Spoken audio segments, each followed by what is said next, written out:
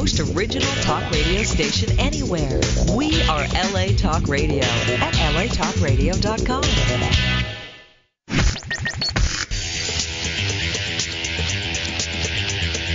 You're listening to Question Reality. Question Reality with Priscilla Leona. Priscilla Leona. Only on LA Talk Radio. Hi, welcome to Question Reality. I'm your host, Priscilla Leona, and we are coming to you live from Studio City, California. Our show is broadcast every Sunday from 5 p.m. to 5:50 p.m. Pacific Standard Time.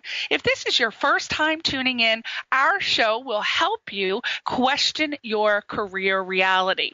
This show is for you if you were, are, or might be considering a career in the entertainment industry.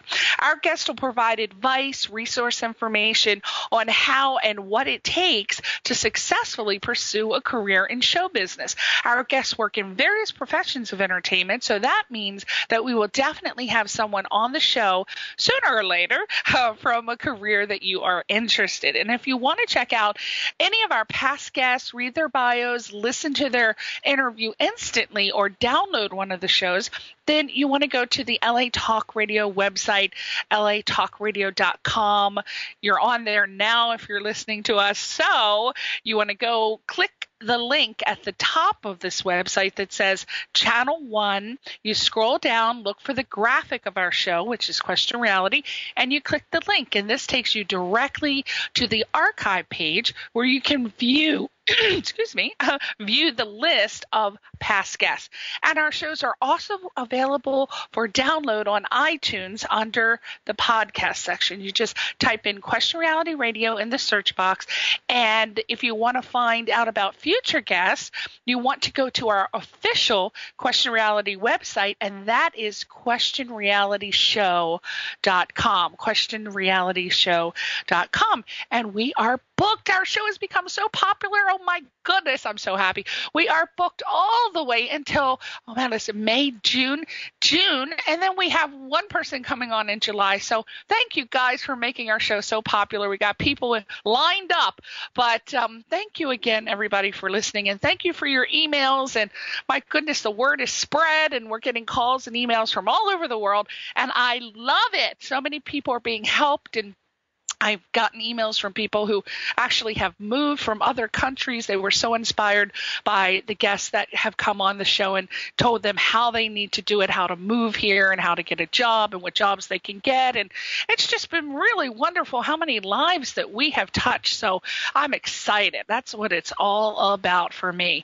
So today we have a returning guest, and his name is Brad Mays, and he has brought his wonderful wife with us today. Her name is Lorenda Starfelt, and he was a guest, if you remember, on our show last year, June 27th, and we got so many emails about him, how helpful he was. We decided to bring him back on, and he is going to be talking to us today about his recent projects, and also he's going to be telling us some tips and advice on how to get involved in working in that world. And hopefully Lorenda can give you some tips too.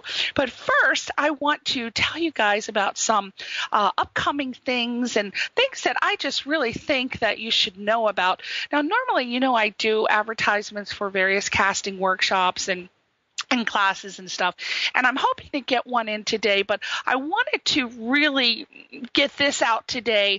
I want to ask for your help for a former guest that was recently on the show, Laquita Cleary. She's a producer, actress, writer, and she's currently working on producing an amazing short. It's a passion project of hers on a very serious issue. It's about a woman who loses her son in a drunk driving accident, and she goes to confront the man who is responsible for this. And Laquita is trying to get the word out and raise funds for this project. If you want to help, people can get involved for as little as $10 and get different perks on the level of giving.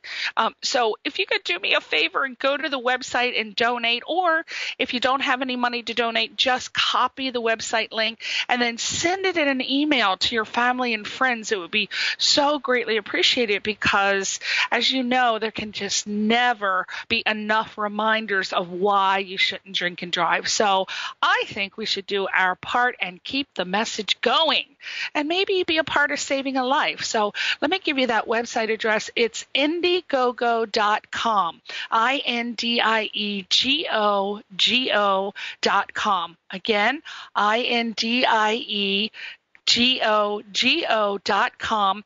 And you want to put a / and put fragment, FRAGMENT, which is the name of this project. So again, please go donate if you can. If you can't, copy that link, send it out in a mass email, and let's get another reminder movie out there, okay? Now, I don't have a habit of passing out these little internet stories because, you know, we all get them. Most of the time I delete them. I just don't even pass them on because I know I hate getting them. But I tell you, this one was so funny that I had tears coming out of my eyes, and it was the best laugh I had in a while. And I think that I sent it out to a couple people, and they sent it out to their friends. And the next thing you know, I get an email from a friend saying, you know what, you should read this on your show because you obviously, if people are listening to your show, they share the same humor that you do. So I thought, what the hell? I'm going to go ahead and do it. So let's take a minute to really listen because you really have to be, I thought you had to be a little bit of an intellectual to get this, but if you listen carefully, you'll get it. So the following, it's an actual question given on a University of Arizona chemistry midterm, and an actual answer turned in by a student. And the answer by one student was so profound that the professor decided to share it with his colleagues via the internet, which is, of course, how we now are going to have the pleasure of enjoying it as well. So this was a bonus question. And the bonus question was, is hell exothermic, which means gives off heat, or endothermic, which absorbs heat? And most of the students, what they did was they wrote proofs of their beliefs using Boyle's law, which is gas cools when it expands and heat when it's compressed, or some variant of that. But one student, however, wrote the following. Okay, he said, first, we need to know how the mass of hell is changing in time. So we need to know the rate at which souls are moving into hell and the rate at which they are leaving, which is unlikely. I think that we can safely assume that once a soul gets to hell, it will not leave. Therefore, no souls are leaving. As for how many souls are entering hell, let's look at different religions that exist in the world today. Most of these religions state that if you are not a member of their religion, you will go to hell. Since there is more than one of these religions, and since people do not belong to more than one religion, we can project that all souls go to hell. With birth and death rates as they are, we can expect the number of souls in hell to increase exponentially. Now, let's look at the rate of change of the volume in hell, because Boyle's law states that in order for the temperature and pressure in hell to stay the same, the volume of hell has to expand proportionately as souls are added. This gives us two possibilities. Number one, if hell is expanding at a slower rate than the rate at which souls enter hell, then the temperature and pressure in hell will increase until all hell breaks loose. Number two, if hell is expanding at a rate faster than the increase in souls in hell, then the temperature and pressure will drop until hell freezes over. So which is it? If we accept the postulate given to me by Teresa during my freshman year that it'll be a cold day in hell before I sleep with you, and take into account the fact that I slept with her last night, then number 2 must be true. And thus, I am sure that hell is exothermic and has already frozen over. The corollary of this theory is that since hell has frozen over, it follows that it is not accepting any more souls and is therefore extinct, leaving only heaven, thereby proving the existence of a divine being, which explains why last night Teresa kept shouting, "Oh my God." Do we not love that? Oh my God, that is just the funniest thing ever. Oh, I laughed so hard. I still get a kick out of that. And of course, the student got an A+. So there you go. Now, let's move on to our guests today.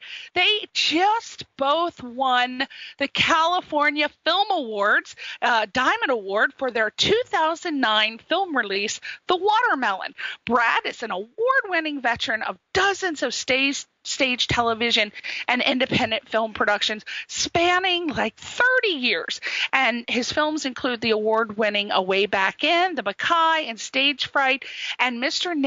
May's notable stage productions include The Water Hen by Stanislav Ignacy Witkowitz, which is a mouthful in itself, Dragon Slayers by Stanley Keyes, a multimedia adaptation of A Clockwork Orange, Euripides, The Mackay, again Peter Weiss, The Persecution and Assassination of Jean-Paul Marat, as performed by the inmates of the asylum of Cheriton under the direction of the Marquis de Sade, Equus, and many others. And currently they are working on a web series called Disservice and a play called Prophecy.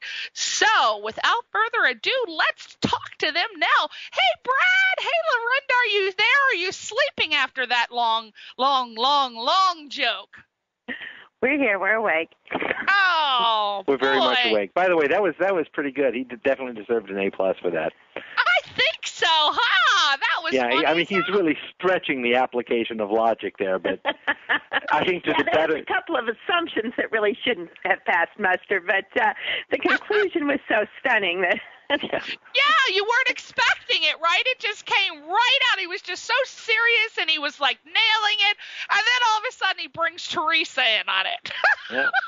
I wonder how Teresa felt about that. I know. I was thinking the same thing. Well, I don't think she's with him now. I don't know where he's going to get his correlations for his next test. My God. Well, yeah. Oh, yeah. What's the phrase? She blinded me by science. Or yeah.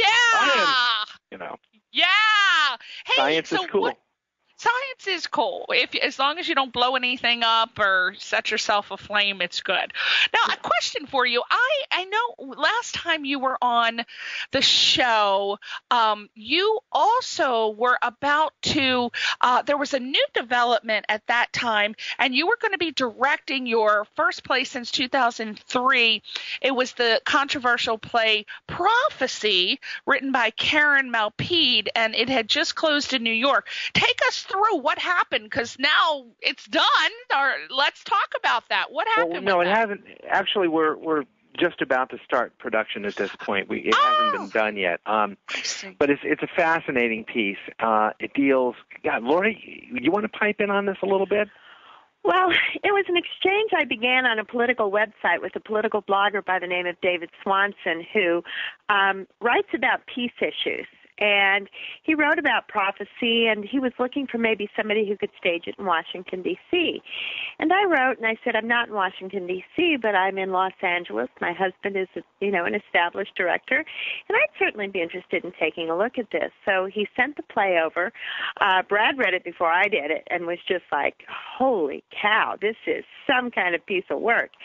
And, it got a lot of attention in New York. It got a lot of it had run in London. It had gotten attention from people like Vanessa Redgrave and the National Theater over there, but that didn't work out. But so now we're staging it. Now we're talking about staging it here in L.A., and we've just moved forward. We've met with Ms. Malpede and her husband, George, I forgot his last name. He's a wonderful, wonderful actor.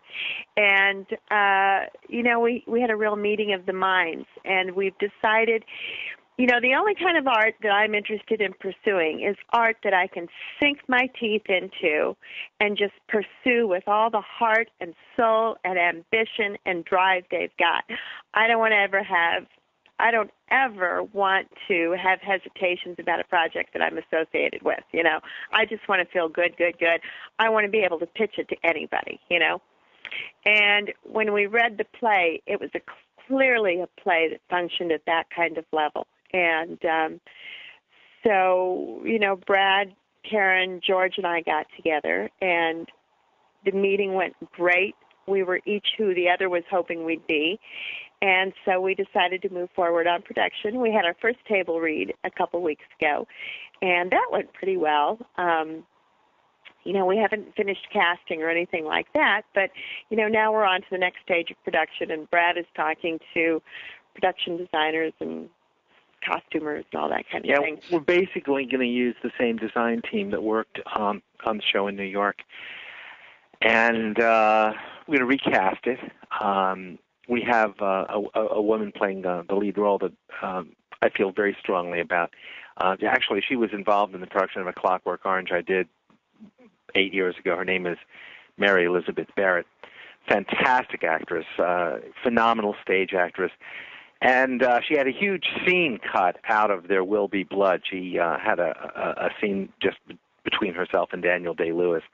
It broke her heart when she saw the film. But she really operates on a very high level. She's one of those actresses whose natural gift is that she just comes with a tremendous amount of dignity. That's just what she has. She is an extremely fine actress, very well trained, with an enormous amount of talent, and she, no matter who she's playing, she just brings a tremendous amount of dignity to that character. She was playing a homeless woman in A Clockwork Orange, and she elevated that role to she didn't even really have any dialogue, and yet she was an incredible presence on that stage. And so it's really great to get to work with an actress like that in a role like this, where she really gets to bring the full force of her own natural gifts as well as all of her training to the table, and let all of us share in that. Yeah, she's also fearless. She was double or triple cast in The Clockwork Orange. She also played the scene with the writer when Alex and his droogs come in and beat the writer and rape his wife. She played the wife in that scene, and I threw a lot at her in that scene. I'm not going to go into detail, but it was pretty heavy. It was excruciating, I think, to watch, and she handled it all. She's great. She's brilliant. And where is this wonderful play going to take place so we can keep an eye out for it? Well, we're talking with several theaters right now. It's just a matter of being able to get the play booked into a theater in the time frame that we're looking at. Our first choice is the Coast Playhouse, but there are several other theaters that we're talking to. We want to be very careful about what venue we choose because it's an important play. And it's a kind of play that requires, I believe, a very dignified and really very, very professional approach. I like that you just said that, and I want you to expand on that, because tell us how important, I'm so glad you brought that up. Tell us how important it is in choosing a theater, and what does one look for if they're about to put on their first play? How do they know where to choose a theater? Because obviously different types of people go to different theaters in different areas. How do you, if you're a first-time director doing a play, how do you choose it? What do you do? I mean, it's so overwhelming with all the theaters. Give us some clues as to how to pick that theater. Well, there's a saying that I sort of copped from an independent filmmaker named Lenny Lipton. He wrote a book back in the very late 60s, early 70s called Independent Filmmaking. And he's also the guy who wrote Puff the Magic Dragon. You may recall that song. he also had a column with the Berkeley Barb in San Francisco. He came up with a phrase in the book Independent Filmmaking that I find very useful. Quality is relative to purpose. Now, if you're choosing a theater for a piece, you first have to decide, what is the piece that you're doing? I mean, what is it really? The odds are pretty good in this town that if you're you said a beginning director. Let's not limit it to that. Let's say one possibility is you want to do a play so that you can showcase your talents and the talents of the actors involved. That's a very common thing in Los Angeles. They call them industry showcases, and they'll put on a play and they'll invite the industry. They'll invite agents and managers and casting people, that type of thing. In which case, you're not necessarily going for something definitive. What you're going for is a showcase, and your run is, the amount of performances you're likely to be doing are likely to be rather limited, not a 10-week run or anything like that. Of course, we all hope that a production will be a hit, but in a case like that, there are a lot of theaters that house, I don't know, anywhere between 35 and 60, audience members per night. The contract that you use with Actors Equity for these is called the 99-seat contract, but mostly the venues for something like that don't actually have 99 seats. It's fewer than 99 seats. And you're limited in the number of lighting instruments that you have. You might wind up with anywhere between 10 and maybe 18 lighting instruments. There are lots of technical limitations into what you can do, and usually the theaters, you're not just booking them for the week, you're booking them for the time that your performance is going on, so they're also going to be having acting classes during the day, and you're sort of scheduled for the nights that you're performing, so your set has to be strikeable. You have to be able to tear it down and so on and so forth. So that's sort of at the low end of what you might wind up doing. And then at the higher end, there are theaters like the Coast Playhouse that have a full 99 seats. They have a magnificent lighting board and all the instruments that you would ever need for a stage that size. They're much more costly. Renting a place like the Coast Playhouse, it's certainly not cheap, but you get what you pay for. And any production that's going on in a space like that, any self-produced production, which is what ours is, it's independently financed and self-produced. It's not affiliated with any kind of theater company or acting company or anything like that. The audiences will know going in that this is a serious production.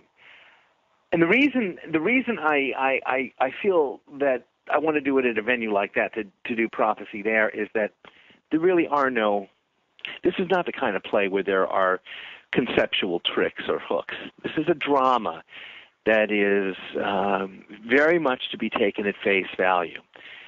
And it's a piece that is dangerous. It deals with the political tension between Israel and the Palestine nation, and it does it in a way that's very unique, and it's very humanistic. It comes very much on the side of humanity. It is not didactic. It doesn't take one side or the other. It doesn't try to preach any kind of political lesson. It just takes the situation as it is, as a whole, and then extrapolates. It imposes or superimposes this political situation, this horrible political situation, into a family kind of drama. Without going into too much detail, the play deals with the survival of this family. Let me ask you something. This seems like a really heavy play in terms of L.A. Now, in New York, and I don't want to be biased, but I'm from the East Coast, so I think, in my opinion, in personal opinion, I think that you could find hundreds of actors that could come and audition, and I think a multiple number of them could nail these parts that are very serious. I find from personal experience in directing a couple plays out here myself, that if I were to try to do a play like that, I would have to have several auditions. What is your thought on the actors? Do you find it hard doing plays with that content? Do you find it harder to have auditions where you find people that you feel are capable of carrying those heavy roles? Let me ask you a simple question first. If you're an actor who's really, really, really good at what you do and you want to earn a living acting, where do you want to be, New York or Los Angeles? Where do you have a better... Exactly. No, earn a living. Earn a living. That's the standard. You want to earn a living acting. You're going to be in L.A. Now, Brad can talk to you about this in detail, but I want to talk about Kat because he's worked in both New York and Los Angeles, so he can address this directly. But let me say this. One of the things I see in L.A. is that there is very little encouragement to actually read actors' resumes. Very little. When we're casting, I look at an actor's resume before I look at their headshot, and I'm looking for an actor with substantial credits. And once I weed out the actors with insubstantial credits, I'm going to have a stack a mile high of actors with credits that range from Los Angeles to Moscow to Italy to New York to China to L.A., who've worked with the great directors of the world. The thing I see in Los Angeles is a lot of badly placed casting notices and that don't really work to filter out inexperienced actors because there are a lot of people in L.A. seeking celebrity. And they don't know the difference between being a good actor and being a good celebrity. So the first thing you have to do when you go into a casting process is decide how you're going to define it for the LA market. And then once you do that successfully, you're going to weed out. I mean, we put classically trained in almost all of our ads because that scares the heck out of most people who don't know what it means. You know, I don't necessarily need a classically trained actor, right? But that's what I put in there. And Great so they just don't bother to show up. And, you know, we'll put nudity required in at a drop of a hat just because that also scares off an experienced actor. Well, I mean, let's put that into some kind of context. We did a production of The Bacchae in Los Angeles in 1997 where there was a lot of nudity on stage. And we put full frontal nudity required in the casting notices, and interestingly, we got a lot of responses from some women. The nudity was for the Bacchae themselves, the holy man. We made that clear. We got a lot of responses from some women who were clearly exhibitionistic and that type of thing, and we weren't interested in people like that. We were interested in people who were nervous about the nudity, who understood that this was a risky proposition, and that the only reason to do it would be in the service of something that had a project that had aesthetic value, that had cultural value, which, you know, the Bacchae, it's Euripides, it's ancient Greek theater. It's like doing the Bible. You know, you're dealing with themes that go way beyond questions of propriety or good or bad taste. And even to the extent that, you know, when we were fairly long in the casting process for this, the question that we wound up being asked toward the end of these interviews was, but it's going to be in good taste, right? And then my answer was, no, it's not going to be in good taste. This is the Bacchae. This is Euripides. This is beyond questions of good taste. This is a holy rite. You know, this is serious stuff. This is the human experience. This isn't. It's so far beyond questions of propriety that asking whether it's in good or bad taste is entirely missing the point. Right. Especially when you're looking at a culture like the American culture, where good taste seems to be Disney films with elephants wearing tutus dancing to Beethoven's Eroica Symphony. If that's good taste, then the Bacchae is in the worst imaginable taste. However, Euripides, the Bacchae, Shakespeare. These are essential, indispensable cultural artifacts that if you take them at face value, if you confront them head on, sometimes you have to deal with issues like sexuality, sadism, nudity. It's all an integral part of the production. In the Bacchae, we had a concept for the piece that required the nudity. It was an integral part of the imagery for the production. Now, not every play you do is going to have that type of requirement. But in doing Karen Malpiti's play Prophecy, one of the things we want to do is avoid a production with heavy conceptual hooks like we used in the Bacchae, and do something that is a very, very straightforward, unadorned piece in which just the drama as written is allowed to step into the fore in an uncluttered and unobfuscated way. So it requires a different kind of approach altogether. Well, I'm sorry. Go ahead. Go ahead. I'm sorry. I just, I wanted to, I know, of course, you're going to take it very seriously and you're going to achieve whatever vision that you have. And I know that more people should take their art seriously like you do. So I really appreciate that. But I want to talk about your web series. And the reason I want to talk about that is I got an email the last time, and I'm carrying this email over from last year. I don't know if the person found this out on their own or not, but we had briefly talked about you going to be doing a web series, Featherweight. I don't know if that's still in the process of happening or happened or whatever happened. But the person said that they're just overwhelmed by all of the new media, all the new things that are happening, like the mobisodes, the webisodes, all these things.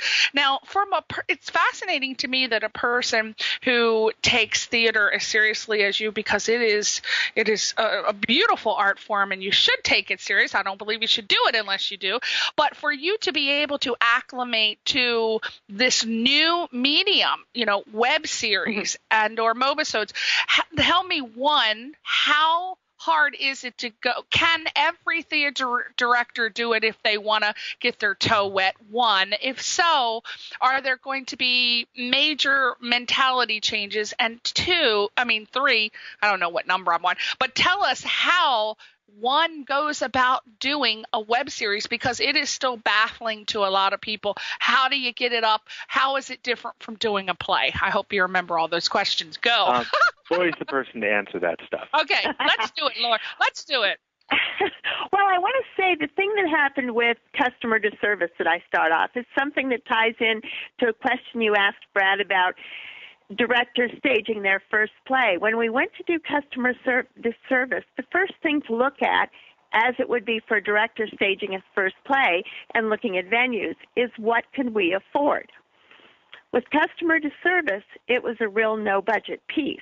And with a beginning director, it's likely to be a low-budget piece. So I wanted to say, when you're a beginning director doing your first play, the first thing you look at is how much money can you conceivably put together, how much you're going to need for your insurance policy, how much you're going to, need for costuming, and then with a few other things, most of the rest of it goes into the theater.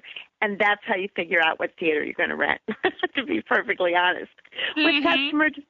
With customer disservice, what that translates into is, because we were doing it no budget, and we're working with these two producers who wrote the entire piece, what they had to put together was something that could be shot in somebody's house that we knew, with actors that they knew, using basically clothes that they already owned.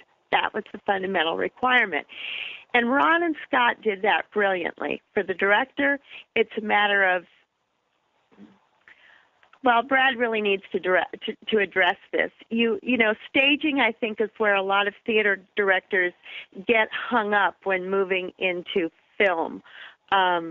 What theater directors bring to cinematic productions is, an ability to really understand and execute text and to work with actors. But for the rest of it, I think Brad ought to address it.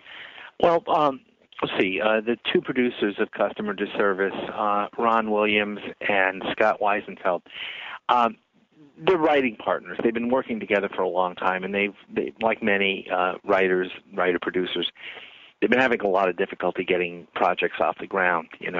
Finances, especially in the last 2 years, just been so grim. So they wrote a piece that they thought would be easy to do. They were very smart in that they wanted to keep each episode short and to the point, punch up the comedy as much as possible, really work the script. They have a very clear idea, a very simple idea about what they wanted to do.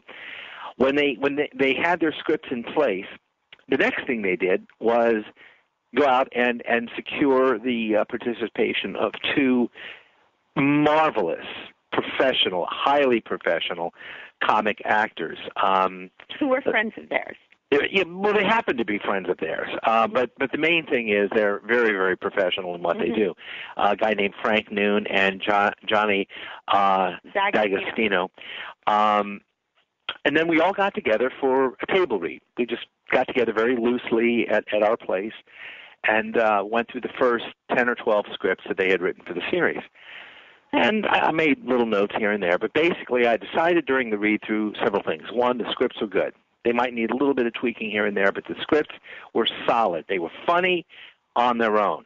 The second thing I saw was that these were very, very talented, very professional actors. And essentially what was needed was a director to come in and stage these properly, look for ways of enlarging the various moments in the scripts, but without trying to leave directorial fingerprints all over it. In other words, behave myself. Yeah. Just accept the fact that I have some really good material here. I've got fabulous actors that on their own are going to just kick the hell out of it, just do a really, really good job.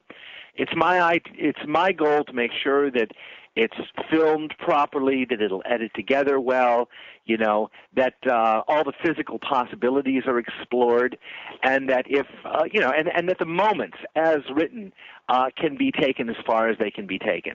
So the next thing we did was we arranged rehearsals at the Debbie Reynolds rehearsal studio, professional rehearsal studio, and we worked for like a day and a half, really, really, really hammering these pieces one after the other, blocking them, making sure that we had some really good physical possibilities.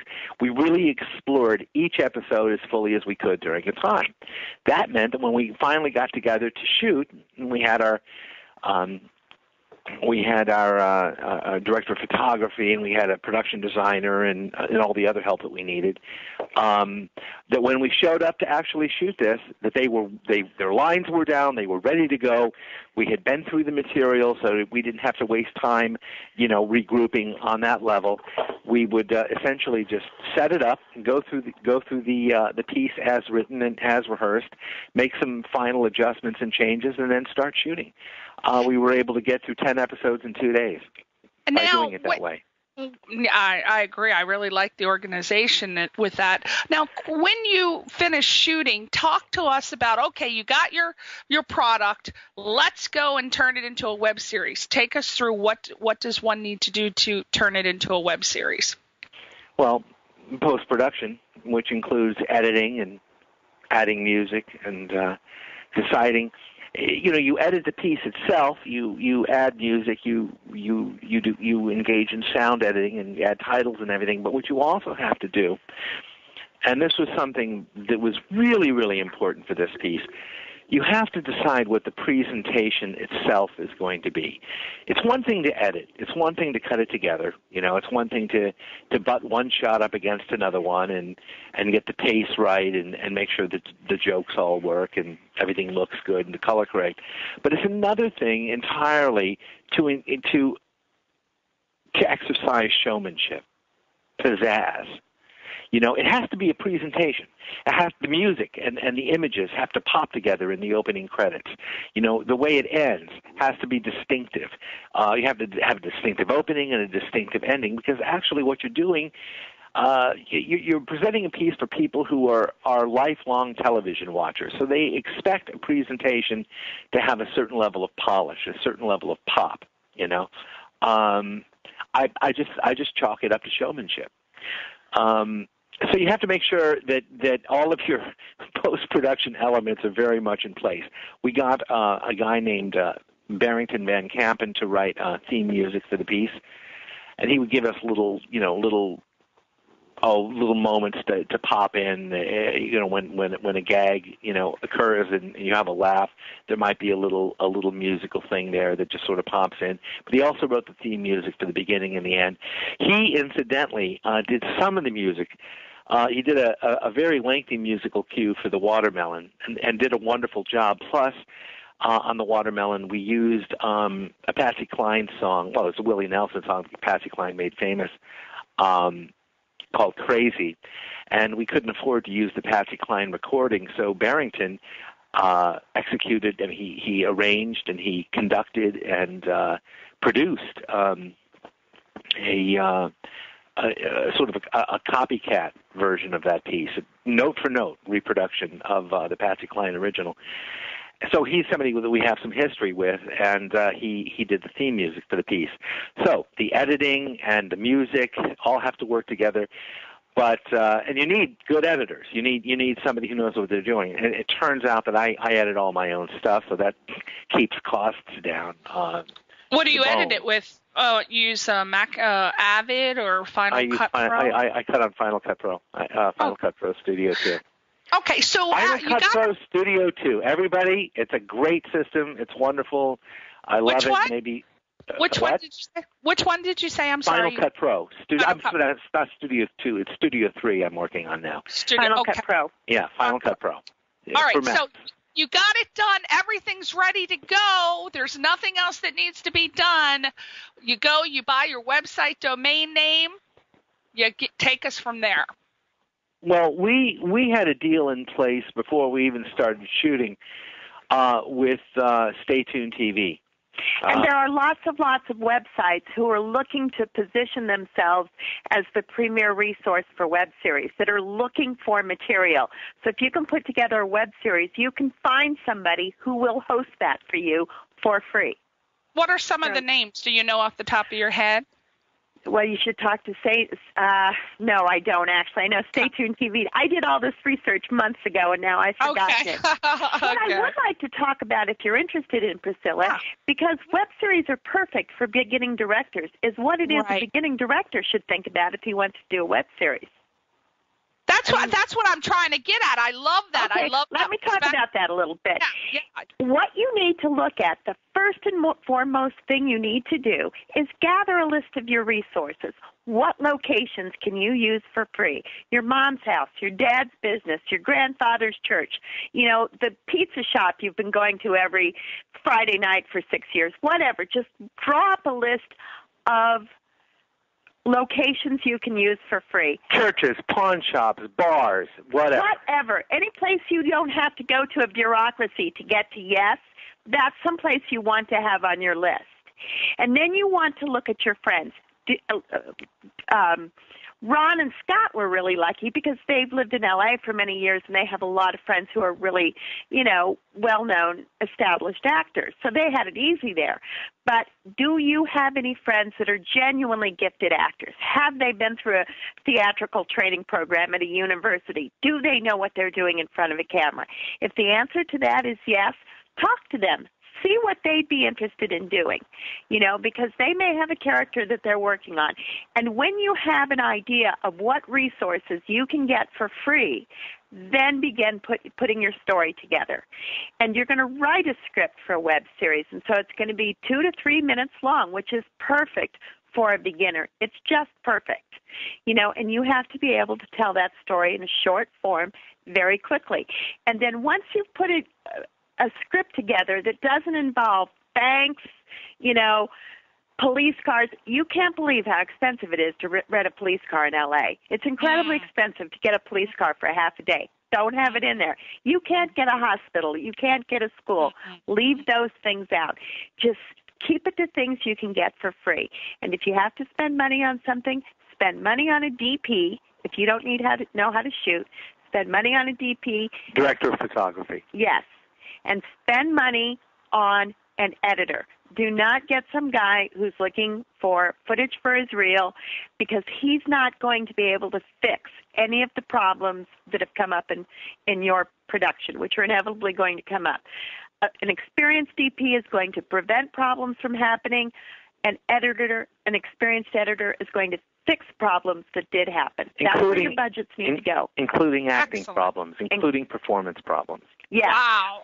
Brad has repaired. We had one movie come in that had the single worst film performance I've ever seen, and Brad pasted his performance together, literally word by word. By the time Brad got done with it, you couldn't tell that he was the worst actor on the first page. You knew he wasn't good, but you didn't notice it anymore. Wow. So that's what a good editor can do. 2, don't assume that you can't afford a good editor. Just don't do it. Figure out what budget you have for post, even if it's only $500. Put your ad up on Craigslist and let the experienced editors decide if they want to take time with you. Because experienced editors are always looking for something to do on the side. Always. Really? So you shouldn't choose anyone that's going to editing school, right? No, come on. Never, under any circumstances. Never. No. Not unless you don't want your series to go anywhere. I see. If they don't have a demo reel to show you, if they don't have a demo reel, you should run, right?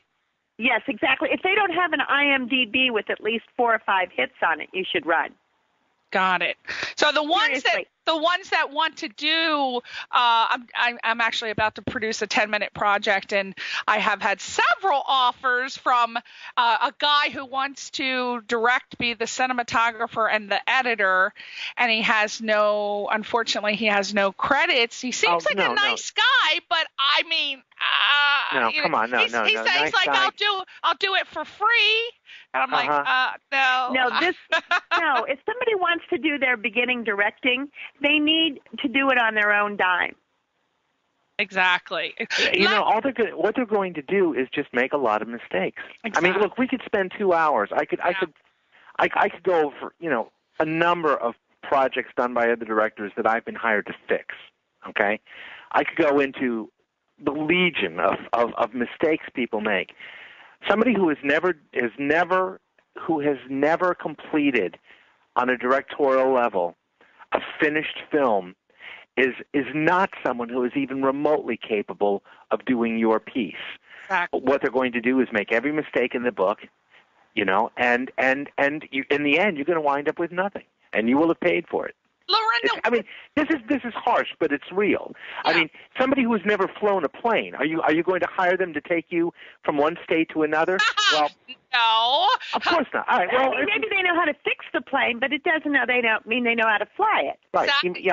What do you feel, Lorenda, because we've got 3 minutes, I want to get this in. What do you feel is a fair price that you should budget or think of to pay the editor, the DP?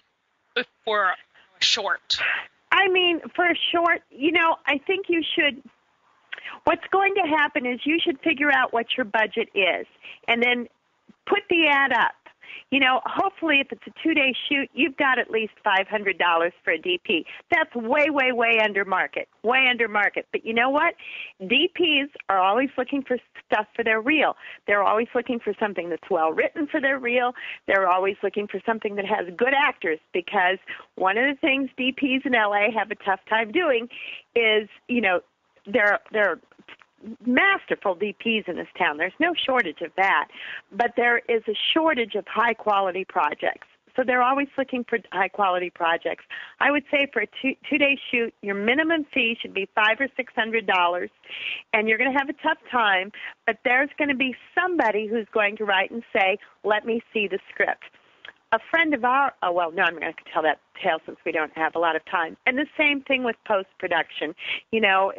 The editor is probably going to spend more time on this piece than everyone else put together. Than the writer and the director put together. Maybe double that. So, you should probably have at least the same amount set aside for the editor as for the DP. But put the ads up, see who responds. Some people will make counter offers and figure out if you can deal with that. Excellent, excellent. I really appreciate that. I have a better idea now of exactly what to tell people. Great, Lorenda. Oh my God, you've been so wonderful. I really appreciate that, and thank you so much, Brad. We've got 1 minute. I just want to cover the last things. Give me in 1 minute anything that you want to tell us about that's coming up, exciting, and where it's going to be, and what we can do to find it. Oh, gee, Lori Handel. I think checking out Customer to Service. I'm so incredibly proud and thrilled with Customer to Service. It's playing on StayTunedTV.com. It's just a silly little web series about two guys who are in their 40s. They're unemployed, and they get this customer service job out of their home, and it's just about how they continue to screw up their lives. Yeah, I mean, they take calls from irate customers who are having difficulty with items that they bought from this store, and they work for the store as customer service people, and they're really a couple of complete buffoons. So they can hardly put a sentence together, let alone guide somebody through the complexities of their purchase. Oh, my Lord. Well, let's get it out there. Stay tuned, because we got to end the show. I'm so sorry. Stay tuned, STAYEDTUNED.TV.com. Stay tuned. .net. .net. Okay, .net. Okay, so we've got to go, but gosh, thank you so much, you guys. You're welcome to come on anytime. I'm going to go check out that film right now. Customer to Service, StayTunedTV.net. Thank you, Brad. Thank you, Lorenda, and thank you so much, everybody. We'll see you next week on Question Reality. Bye. Say bye, Brad and Lorenda. Bye. Take care, Priscilla. Thank you. Bye. Bye. Bye-bye.